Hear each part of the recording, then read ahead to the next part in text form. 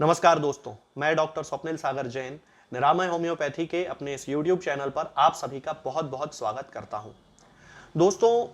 आज मैं आपसे बात करूंगा अस्थमा के बारे में। अस्थमा एक ऐसी बीमारी है जिसके कारण भारत में छोटे छोटे बच्चों से लेके और 80-85 वर्ष के बुजुर्ग लोग भी बहुत ज्यादा पीड़ित रहते हैं, बहुत ज्यादा उनकी तकलीफें होती हैं और जीवन भर ही वो इससे पीड़ित रहते हैं। उनको कोई भी सही इलाज नहीं मिलता है सिवाय होम्योपैथी के। होम्योपैथी में इस बीमारी के सिम्टम्स के आधार पे, पेशेंट के कॉन्स्टिट्यूशन के आधार पे दवाएं दी जाती हैं और ऐसा देखा जाता है कि जिन लोगों के अस्थमा की शुरुआती अवस्था है, मतलब कि 1-2 साल ही जिनको हुए हैं, वो पूरी तरह क्योर हो जाते हैं, 100% रिजल्ट उनको मिल जाते हैं। और जिन लोगों का अस्थमा 20-25 साल पुराना है, फैमिली ट्रेट उनका है, उनके पूरे परिवार में ही मतलब दादा दादी को रहा है या नाना नानी को रहा है या मामा मामी को रहा है, इस तरह के जो ट्रेट है, फैमिली ट्रेट या जेनेटिकल जिसे हम कह सकते हैं,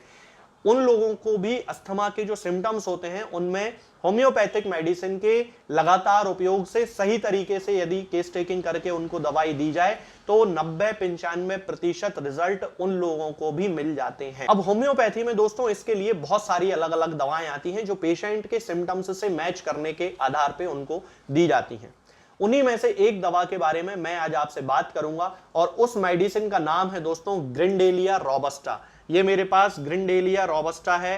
ये इसका मदर टिंचर है, भट्टाचार्य का है, एम भट्टाचार्य कंपनी का है। ये मदर टिंचर कलकत्ता की एक बहुत पुरानी कंपनी है, इसके मदर टिंचर भी बहुत अच्छे रहते हैं। तो ये ग्रिंडेलिया रोबस्टा का मदर टिंचर है जिसके बारे में मैं आज आपसे बात करूंगा कि ग्रिंडेलिया रोबस्टा को अस्थमा के केसेस में हम किस तरह से यूज कर सकते हैं, इसके लक्षण क्या होते हैं मरीजों में और इसका डोज किस तरह से लेना चाहिए। तो चलिए दोस्तों शुरू करते हैं। सबसे पहले मैं आपको यह बता देता हूं कि ग्रिंडेलिया रोबस्टा का जो खास तौर से उपयोग किया जाता है वो दोनों बीमारियों में होता है, अस्थमा में भी होता है और ब्रोंकाइटिस में भी होता है। दोस्तों, यदि हम इसके आंखों की सिम्टम्स की बात करते हैं तो इसका जो पेशेंट होता है उसको आंखों में बहुत ज्यादा दर्द होने की और हैवीनेस होने की शिकायत होती है। खास तौर से उसकी जो आई बॉल्स होती हैं उनमें तो बहुत ही ज्यादा पेन होता है। पुरुलेंट ऑप्थेल्मिया की भी शिकायत होती है और आयराइटिस की भी शिकायत इन पेशेंट्स को होती है। सिर में उसको ऐसा लगता है जैसे कि बहुत ज्यादा उसको हैवीनेस हो गई हो सिर में, और ठीक वैसे ही लक्षण आते हैं जैसे कि क्विनिन के ओवरडोज से आते हैं। क्विनिन यानी कि मलेरिया की जो दवा होती है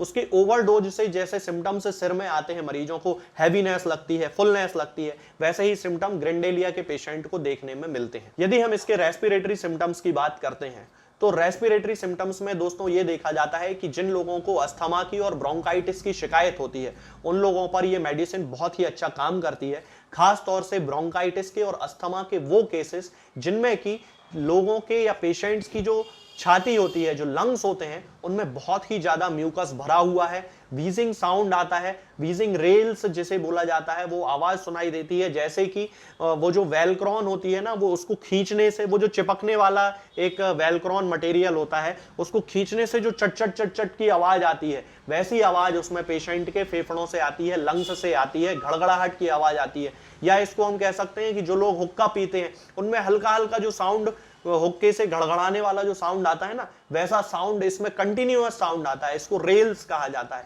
तो इस तरह का ये साउंड इसके आता है। इसके साथ ही जिन लोगों को कार्डियोपल्मोनरी डिसीज की शिकायत होती है, यानी कि उनके हार्ट में भी प्रॉब्लम है और उनके लंग्स में भी प्रॉब्लम है, हार्ट भी उनका कमजोर पड़ गया है और लंग्स में भी उनके कमजोरी आ गई है, तो उन लोगों के लिए भी ये मेडिसिन एक टॉनिक के रूप में काम करती है। बहुत ही अच्छी मेडिसिन है जिन लोगों को अस्थमा के साथ साथ हार्ट में कोई प्रॉब्लम है या फिर हार्ट की प्रॉब्लम है, उनको हार्ट उनका कमजोर है और उनके साथ साथ अस्थमा जैसे सिम्टम्स उनको बॉडी में प्रोड्यूस होने लगे हैं, तो उसके लिए ये होम्योपैथी में बहुत ही अच्छी टॉनिक के रूप में काम करने वाली एक मेडिसिन होती है। इसके अलावा दोस्तों इन लोगों के जो लंग्स होते हैं, यानी कि ग्रिंडेलिया के पेशेंट के जो लंग्स होते हैं, उनमें म्यूकस बिल्कुल चिपका हुआ रहता है, एडहेरेंट रहता है। उसको निकालने के लिए वो बहुत ज्यादा कोशिश करते हैं लेकिन वो ऐसे चिपका हुआ रहता है अंदर लंग्स में कि वो बाहर बिल्कुल नहीं निकाल पाते। बहुत कोशिश करते हैं लेकिन उनका जो म्यूकस होता है वो टेनेशियस म्यूकस होता है और बिल्कुल बाहर नहीं निकलता है। इसके अलावा दोस्तों ये जो मेडिसिन होती है ये न्यूमोगैस्ट्रिक नर्व पे भी काम करती है। इसका मतलब है कि जिन लोगों को अस्थमा के कारण रात में लेटने में बहुत प्रॉब्लम होती है, बिल्कुल लेटते उनसे नहीं बनता है और जैसे ही वो लेटते हैं तो उनको ऐसा लगने लगता है कि उनकी सांस रुक जाएगी और सोने की जैसे ही उनकी बारी आती है और उनको एकदम से उठ के बैठना पड़ता है। लेटे हुए तो वो बिल्कुल भी सांस नहीं ले पाते हैं, उठ के बैठना ही पड़ता है। रिपर्टरी में और मटेरिया मेडिका में तो इसके लिए ये खास सिम्टम है कि जो लोग बिल्कुल लेटे हुए में सांस ले ही नहीं पाते हैं, उनको बहुत ज्यादा तकलीफ होने लगती है, दम घुटने जैसा उनको लगने लगता है और उठ के बैठना ही पड़ता है। उन केसेस में ग्रिंडेलिया रोबस्टा का जो मदर टिंचर होता है वो बहुत ही अच्छा काम करता है। इसके अलावा जिन लोगों को पर्ट्यूसिस की शिकायत होती है, यानी कि हुपिंग कफ की शिकायत होती है या कुकर खांसी जिसे बोला जाता है उसकी शिकायत होती है और उसके साथ बहुत ज्यादा व्हाइट कलर का म्यूकस निकलता है, उन लोगों में भी ग्रिंडेलिया बहुत अच्छा काम करती है। इसके साथ ही ब्रोंकोरिया की जिन लोगों को प्रॉब्लम होती है, बहुत सारे लोग आपने देखे होंगे जिनको कि ब्रोंकियोल्स में इन्फ्लेमेशन के कारण वहां पे कंटिन्यूअसली व्हाइट कलर का म्यूकस बनता रहता है, एलर्जिक रिएक्शन होती है ये एक, तो व्हाइट कलर का म्यूकस बनता है और कंटिन्यूअसली वो खराश कर करके निकालते रहते हैं, उसको बाहर निकालते हैं और एकदम गाढ़ा चिपका हुआ म्यूकस उनका निकलता है। तो उन लोगों के लिए भी ग्रिंडेलिया बहुत ही अच्छा काम करती है। इसके अलावा दोस्तों यदि हम इसके स्प्लीन से रिलेटेड सिम्टम्स की बात करते हैं तो स्प्लीन में इनलार्जमेंट देखने को मिलता है, यानी कि यहां पर एक ऑर्गन होता है लेफ्ट साइड में, वो बड़ा हो जाता है और उसके एरिया में बहुत ज्यादा बर्निंग पेन उसको होने लगता है पेशेंट को, और ये जो बर्निंग पेन होता है पीछे लेफ्ट हिप तक चला जाता है।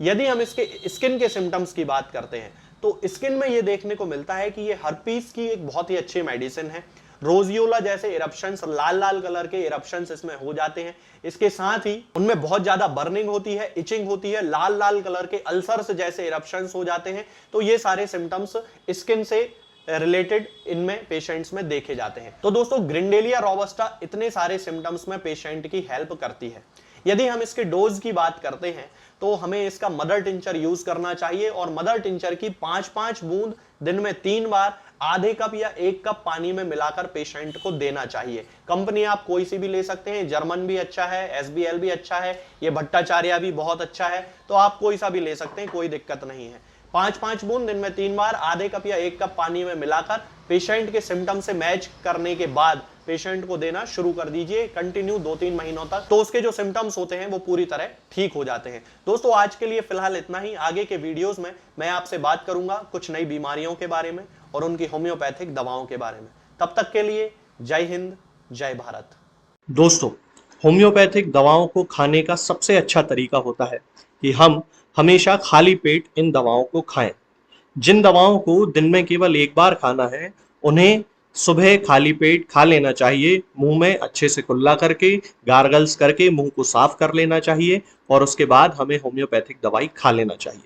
जिन दवाओं को दिन में 2 बार या 3 बार या 4 बार खाना होता है उन दवाओं को खाली पेट खाने का मतलब होता है कि हम उन दवाओं को खाने के लगभग आधे घंटे पहले या फिर 2 से ढाई घंटे बाद ही खाएं और उस स्थिति में भी हमारे मुंह में किसी भी वस्तु का, किसी भी चीज का स्वाद नहीं होना चाहिए, ना ही हमारे मुंह में किसी भी चीज की गंध होना चाहिए, जिससे कि ये होम्योपैथिक दवाएं हमारे शरीर पर बहुत अच्छे तरीके से काम कर सकती हैं। तो हमें हमेशा ये ध्यान रखना है कि जब भी हम होम्योपैथिक दवा खाएं हमेशा खाली पेट खाएं और हमारे मुंह में किसी भी चीज का स्वाद या किसी भी चीज की स्मेल ना हो। अब बहुत सारे लोग ये सोचते हैं कि हम कच्चा प्याज खा सकते हैं या अदरक खा सकते हैं या हींग खा सकते हैं या इलायची खा सकते हैं या नहीं। बिल्कुल आप इन चीजों का इस्तेमाल कर सकते हैं। होम्योपैथिक दवाओं को खाते समय आप इन सभी चीजों को बड़ी आसानी से खा सकते हैं। बस याद ये रखना है कि जब भी आप होम्योपैथिक दवा खाएं इनमें से किसी भी वस्तु का, किसी भी चीज का स्वाद आपके मुंह में ना हो, यानी कि जब भी आप इन्हें खाएं तो इनके खाने से या तो आधे घंटे पहले होम्योपैथिक दवा खा लें या फिर इन्हें खाने के 2-ढाई घंटे बाद, जब कि आपने मुंह में अच्छे से कुल्ला कर लिया हो, अच्छे से गार्गल्स कर लिए हो, तब इन होम्योपैथिक दवाओं को खाएं तो आपको हमेशा होम्योपैथी के सबसे अच्छे रिजल्ट देखने को मिलेंगे। लोग गलती यही कर देते हैं कि वो प्याज खाना छोड़ देते हैं, कच्चा प्याज, लहसुन, अदरक, हींग सब खाना छोड़ देते हैं, लेकिन फिर भी उनको मुंह में सफाई ना होने के कारण होम्योपैथिक दवाओं का अच्छा रिजल्ट देखने को नहीं मिलता है। ये होम्योपैथिक दवाएं आपको किसी भी ऑनलाइन फार्मेसी पर या आपके घर के नजदीक किसी भी होम्योपैथिक मेडिकल स्टोर पर बड़ी ही आसानी से उपलब्ध हो जाएंगी। ये दवाएं हर होम्योपैथिक फार्मेसी पे उपलब्ध होती हैं, हर ऑनलाइन फार्मेसी पर उपलब्ध होती हैं, इसलिए आप वहां से इन दवाओं को प्राप्त कर सकते हैं। निरामय होम्योपैथी क्लिनिक से ना ही किसी मरीज को कोई दवा बेची जाती है